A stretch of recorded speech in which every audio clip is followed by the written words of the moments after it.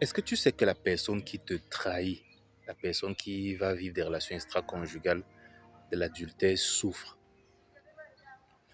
Écoute cette vidéo et je pense que pour toi, madame ou pour toi, monsieur, qui veut devenir toi aussi quelqu'un qui trahit de façon compulsive parce qu'on t'a trahi, tu vas peut-être changer d'avis.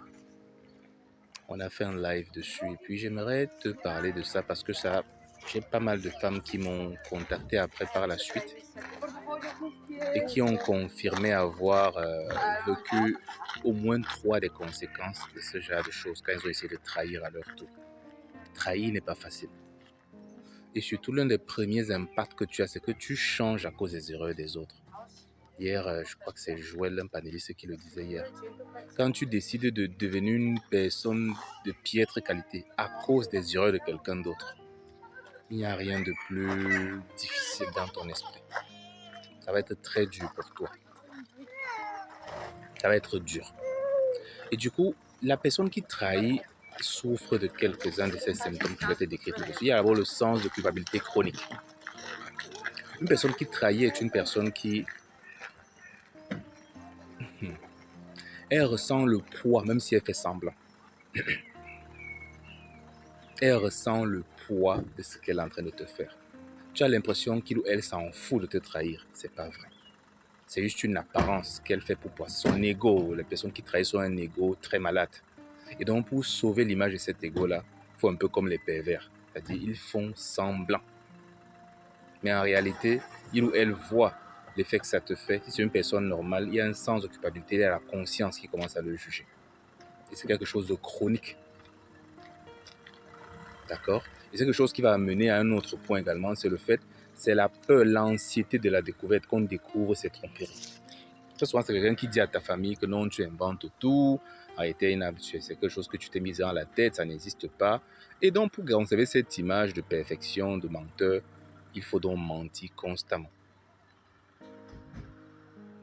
Et c'est quelque chose qui est énergivore, c'est fatigant de devoir mentir constamment à sa propre famille, mentir à ta famille, mentir à toi-même, mentir à ses propres enfants pour qu'ils ne voient pas le trompeur compulsif qu'il est ou bien qu'elle est.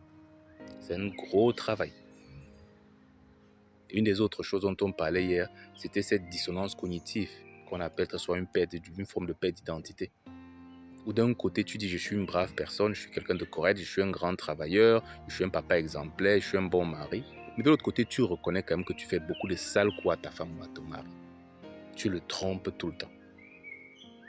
Je vous assure, c'est les gens qui souffrent d'une grosse dissonance cognitive. Ils restent souvent comme ça et ils se demandent finalement je suis méchant, je ne suis pas quelqu'un de bien. Non, arrêtez, je suis quelqu'un de bien, je suis bon, je ne suis pas méchant.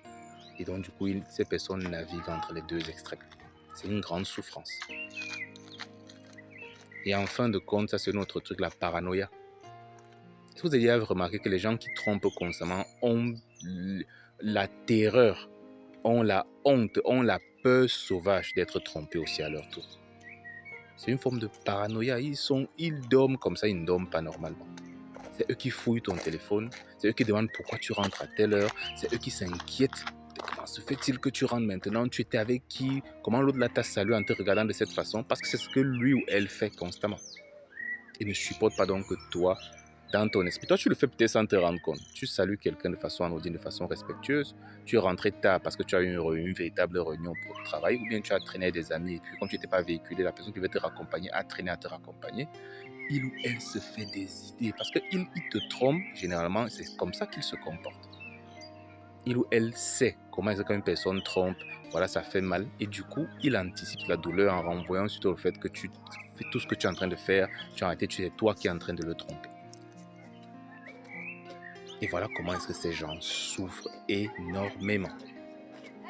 Donc quand toi tu es quelqu'un de bien, quand toi tu es une femme de principe, tu es une femme de valeur, tu te retrouves en train de vouloir tromper aussi, sache que c'est ce que tu vas commencer à vivre. Tu vas perdre cette valeur qui t'a souvent donné de la force d'avancer. Tu vas perdre cette lumière qui t'a souvent accompagné. Tu vas perdre cette grande confiance en toi et devenir quelqu'un de paranoïaque comme cette personne. La vie d'un trompeur ou d'une trompeuse n'est pas facile. Voilà pourquoi c'est des gens qui sont parfois souvent obligés de boire beaucoup d'alcool, de fumer beaucoup de cigarettes, de prendre même parfois à un moment donné l'alcool ne suffit plus, on passe aux super alcools. les 20, 40 degrés d'alcool dans la boisson. 40%. Ou bien commencer maintenant à prendre des drogues fortes. Parce que c'est des choses qui les amènent à se regarder dans le miroir et à avoir pitié d'eux-mêmes. Il y aura une prochaine vidéo que je ferai dessus. Parce qu'il y a aussi des effets sur la personne qui a été trompée, j'en parlerai. Donc si tu as été trompé, tu as beaucoup d'effets que tu subis déjà. Ajoutez à ça ceci, si toi tu deviens trompeuse de la situation, ça devient un double effet sur toi. Sans compter les effets qu'on a sur les enfants, sur l'environnement.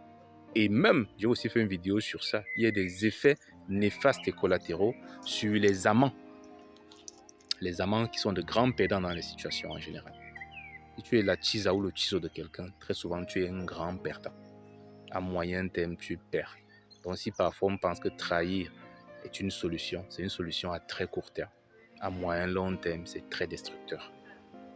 À très bientôt. Prenez soin de vous. Mettez en commentaire votre expérience. Prenez soin de vous. Pas d'MC. Ciao.